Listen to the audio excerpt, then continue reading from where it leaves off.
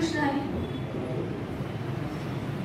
जिल्ह्याचे अध्यक्ष आदरणीय जगन्नाथ बापू शेवाळे, आशिया खंडामध्ये ज्या बँकेची नोंद घेतली जाते अशी बँक पीडीसीसी बँकेचे संचालक आदरणीय आप्पासाहेब थोरात, त्याचप्रमाणे जिल्ह्याच्या महिला अध्यक्षा आदरणीय सौ भारतीताई शेवाळे, आदरणीय आप्पासाहेब पवार, तसेच सचिनदादा काळभोर, आदरणीय रामभाऊ टुले, तसेच व्यासपीठावरील सर्व मान्यवर महिला अध्यक्षा योगिनीताई आणि सर्व उपस्थित असणारे दौडकर.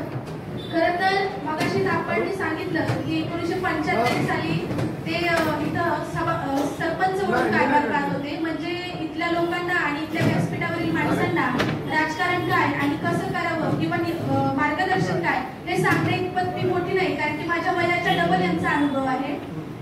त्यामुळे तरी पण एक असं वाटतं, आज व्हॉट्सअप फेसबुकच्या माध्यमातून आमची जी युथ जनरेशन आहे, ज्यावेळी आपण पाहतो की आता जे महाराष्ट्रामध्ये एकूणच जी घडामोड झालेली आहे त्याच्यामध्ये महाविकास आघाडी सरकारला अतिशय म्हणजे ज्याच्यावरती विश्वासही बसू शकत नाही अशा पद्धतीनं ईव्हीएम मशीनमुळे आपला घात झालेला आहे असं स्पष्टपणाने म्हटलं तरी चालेल. आणि मी प्रामुख्याने असं सांगावं वाटतं की मंदिराच्या चाव्या पुजाऱ्यांच्या हातात गेल्यानं आमच्या विठ्ठलाचं महत्व कमी होत नाही. आदरणीय पवार साहेब महाराष्ट्रामध्ये आजही या वयामध्ये पायाला पानं बांधून अक्षरशः त्यांच्या पायामधून रक्त येण्याची सिच्युएशन असताना सुद्धा आज ही व्यक्ती तुमच्या माझ्या भविष्यासाठी लढतीये.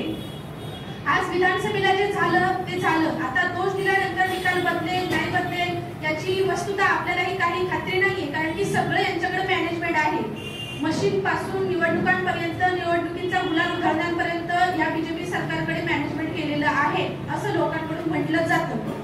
तर मला असं वाटतं इथून पुढचं जे स्थानिक स्वराज्य संस्था आहे त्याच्यामध्ये आपलं राज्य कसं येईल, इथून पुढच्या काळामध्ये तिथं आपली लोक पुढच्यावरती कशी प्रस्थापित होतील आणि त्या खुर्चीच्या माध्यमातून आपल्या लोकांचे प्रश्न कसे सोडवतील, आणि यासाठी आपल्याला आपल्यातील आपल्या सगळ्यांचा आवाज उठवणारा व्यक्ती तिथं बसवायचा आहे. आदरणीय रमेश अप्पा असतील, इथं पवार साहेब आहेत, हे सगळ्यांच्या माध्यमातून आपल्याला दौंड तालुक्याचा तर विकास अविरतपणे करायचा आहे. पण मला एक प्रामुख्याने एक गोष्ट सांगायची आहे, ती म्हणजे अशी की आजकाल आपण नुसतं एक दोष देतोय की 1,500 घेऊन आमच्या महिलांनी इकडे मतं दिली, 1,500 घेऊन आमच्या महिलांनी तिकडे मतं दिली. अहो, ज्या पवार साहेबांना राजकीय पटलावरती महिलांना आरक्षण दिलं त्या महिला कधीही पवार साहेबांचा घात करू शकत नाही. हा जर धोका दिला असेल, हा घात केला असेल तर तो मशीननी केलेला आहे. आमच्या महिलांना याच्याबद्दल काहीही केलेलं नाही, पूर्णतः सहकार्य केलेलं आहे. आणि एक गोष्ट महत्वाची म्हणजे मी आता सदाशिव पेठेमध्ये एमपीएससीच्या स्टुडंटमध्ये मी स्वतः एक ऍस्पिरंट आहे. आता तुमच्याबद्दल तिथले दौंडमध्ये अनेक विद्यार्थी अशी चर्चा करायचे की आमच्याकडे तुतारीच वाजणार, थोराताप्पा ज्या साईडला असतील त्या साईडचाच विजय होणार. आणि ही तिथली चर्चा होती की दौंडच्या लोक जी तिथं अभ्यासाला आहे, मग इथं असं का घडतं, कारण इथं सरळ सरळ सगळ्यांना समजते की इथं नक्की काय झालेलं आहे. आणि मला सगळ्यांना एकच सांगायचंय की आमच्या जिल्ह्यामध्ये आदरणीय बापू आहेत, भारतीताई शेवाळे आहेत, त्या मला प्रचंड सहकार्य करून एक युवतीची संघटना वाढवण्याचा प्रयत्न करत आहे. तर इथल्या प्रस्थापित मंडळींना मला एक विनंती करायची आहे की आपण आम्हाला थोडंसं सहकार्य करावं आणि युवती संघटनेसाठी थोडा हातभार लावावा, एवढीच तुमच्याकडे मी विनंती करते.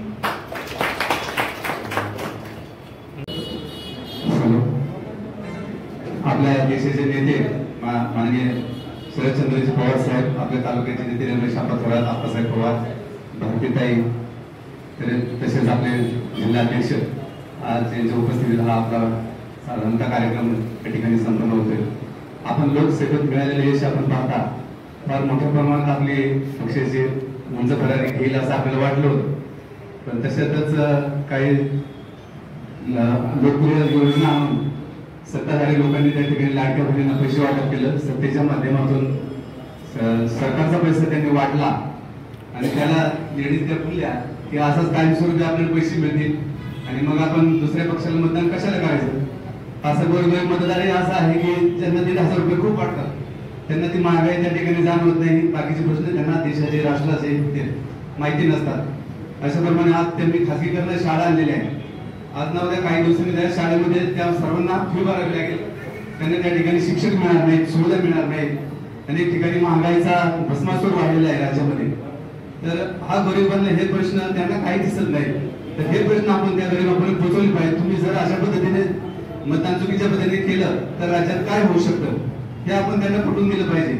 आणि ह्या आपल्या साधारणतः ह्या पक्षाच्या काही चुका असतात, आपण तळागाळापर्यंत जाऊन काम केलं पाहिजे. खरं तर गरिबांच्या घरापर्यंत आपण जाऊन आपल्या योजनांची, आपल्या पक्षाची माहिती त्यांना सांगितली पाहिजे.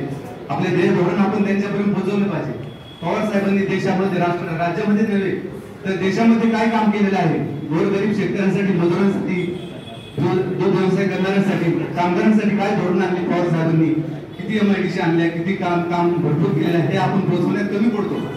हे तरुण वर्गाने जर त्या गरीब घरापर्यंत ही कामं पोहोचवली तर त्याचा आपल्याला पक्षाला फायदा भविष्यात होईल. हे आपण अशा प्रकारचे ध्येय धोरण आणले पाहिजेत. साहेबांचं काम आपण प्रत्येक, आपण आपल्या नेत्यांनी, आपण काय काम केले, पवार साहेबांनी काय काम केले, भारतीयांनी काय, देवदत्ताई काय काम करतात, हे जर काम आपण त्या गावोगाव जर पोहोचवली तरच तिथपर्यंत काम ते पोहोचणार आहे. त्याचा आपल्याला निवडणुकीमध्ये फायदा होऊ शकतो. हे कार्यकर्त्यांनी प्रत्येक मनाशी ध्येय धोरण घेऊन त्यापर्यंत लोकांपर्यंत पोहोचलं पाहिजे आणि संपर्कातही नेहमी राहिलं पाहिजे. मायक्रोनियोजन झालं पाहिजे. भाजपची संघटना अशी आहे की ते मायक्रो लेवलनी काम करतात. प्रत्येक कार्यकर्त्याचा फोन आणतात, नंबर आणायला लावतात, सगळ्यांशी संपर्क केला का नाही हे पुन्हा विचारतात आणि ती टॅपिंग असते. ती मी आमका बोलतोय, नेता बोलतोय आणि मग तुम्ही आमच्या पक्षाला आम्हाला मतदान द्या. तो मतदार खुश होतो त्या ठिकाणी की अरे वा, आपल्या राष्ट्रीय पातळीवरचा नेता आपला डायरेक्ट फोन करतोय. पण त्याला हे माहित नसते, ती फक्त टॅपिंग असते, ते सर्वांनाच ऐकवली जाते. तर अशा पद्धतीचं मायक्रो नियोजन भविष्यात आपल्याला प्रत्येक निवडणुकीत करावे लागेल. सामाजिक कार्यकर्त्यांनी ते मायक्रो नियोजन असणं फार गरजेचं आहे. त्यातच आपण चुकतो. ते मायक्रो नियोजन आपलं कुठेही नसतं कार्यकर्त्यांचं. आपण पारंपरिक पद्धतीने काम करत राहतो. ते थोडंसं आपल्याला पक्षाला आणि आपल्या नेत्यांना अडचणीचं ठरतंय. तर यापुढे भविष्य काळात पक्षाने त्याच्यावर नियोजन करून मायक्रो नियोजन करावं असं मला तरी वाटतं. धन्यवाद. जय महाराष्ट्र. जय हिंद. प्राधान्य दिलं जातं, पण इतरांना वाटतं आम्हालाही प्राधान्य दिलं पाहिजे. तर त्या गावामध्ये माझं म्हणणं आहे, एक मोर्चा काढला पाहिजे EVM हटावं म्हणून तहसील कचेरीवर आपलं एक निवेदन दिलं पाहिजे. निवेदन देऊन एक दुसरी पण गोष्ट आहे की त्याच्यामध्ये मतदार हा विकत चाललाय. प्रत्येक ठिकाणी पैशाचं राजकारण चाललंय. ज्याचं भांडवलदार आहे तोच या ठिकाणी टिकतोय. सर्वसामान्य कष्ट करून अपमानसिकता अशी वाईट आहे की मी वैयक्तिक 500 रेशन कार्ड घरपोच घेऊन देणार मावशी. पण वाईट परिस्थिती. माझ्या विरोधात उभा राहिलं, त्यांनी जर 25 लाख रुपये खर्च केले, आपला कार्यक्रम संपतोय. म्हणजे हे पण आहे. तर काम करणारे माणसाने काम करायचं नाही करायचं का, सामाजिक कार्यकर्ता म्हणून काम केलं एक वेळ परवडलं असं वाटायला लागले. मानसिकता खूप वाईट होत चालली. तर त्याच्यातून उभारी बी घेतली पाहिजे. हे असं आहे की इंग्रज आले आणि त्यावेळेस काही लोकांनी देश स्वतंत्र व्हावा म्हणून प्रयत्न केला आणि काही लोक फितूर झाली. तर फितुरांचं प्रमाण आता वाढत चाललंय. प्रत्येकाला वाटतं सत्तेत असावं, उपभोग घ्यावा, 4 पैसे मिळवले. तिथं 500 रुपयाला स्टॅम्प झालाय, 100चा स्टॅम्प 500 झाला. सर्वसामान्य भर पडला. 1500 झाले आणि 500 घेतले. हे समाजात बदल करण्याची गरज आहे. शिवाय घरोघरी जाऊन माझं म्हणणं आहे, लोकांनी मतदानाला पैसे घेतले नाही पाहिजे, ही पण भावना रुजवावी लागेल. याचा हा पैसा आपलाच आहे. आपण कमी पडतोय या गोष्टीमध्ये.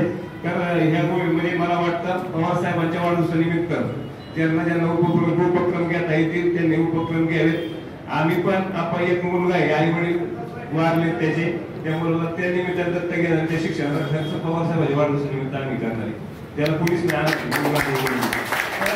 हे आपण आपलं उपसत ठेवू, घरी थांबवत नाही म्हणून अडचण आहे. नाही तर असं वाटतं 2 गाया जास्त घ्यावा, 2 गाया जास्त घ्यावा, दूध घालावं, आपलं बायका कोणाच्या जीव घालावं असं वाटायला लागले. असो, या ठिकाणी मला खरं तर बोलण्याची संधी दिली, माझं आतून असतो सगळं. तर त्याबद्दल मी आतून सर्वांना या ठिकाणी धन्यवाद देतो. थांबतो. धन्यवाद.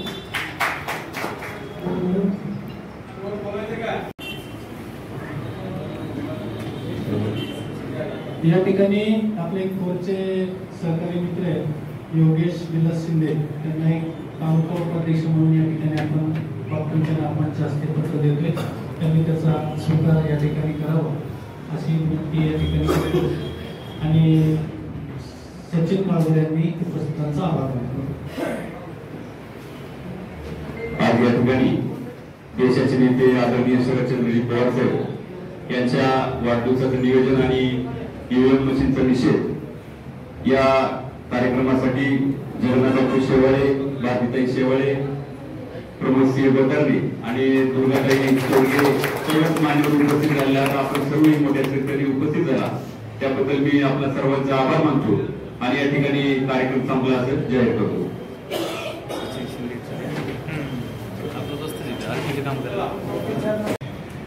आमच्या वयामध्ये फार फरक नाही. साहेबांच्या आणि आमच्या वयामध्ये 4-5 वर्ष अंतर आहे. पण ते थांबत नाही म्हणून आम्ही थांबत नाही, तुमच्यासाठी थांबत नाही, आम्हाला याची आवड नाही. पण खरंच एक परिवर्तन करून जर बहुजन समाजाचं नेतृत्व जगलं नाही तर बहुजन समाजाला कुणी वाली असणार नाही. म्हणून एक लक्षात ठेवा की पुरोगामी विचाराचं पाठराखण करणारा हा पक्ष आणि त्या पक्षाच्या माध्यमातून उभं राहणारं नेतृत्व हेच बहुजन समाजाचं नेतृत्व करणार आहे. आणि ते भेटलं पाहिजे, टिकलं पाहिजे, वाढलं पाहिजे आणि त्याचा सांभाळ केला पाहिजे. इतकंच सांगतो आणि या ठिकाणी थांबतो. जय हिंद, जय महाराष्ट्र, जय राष्ट्रवादी.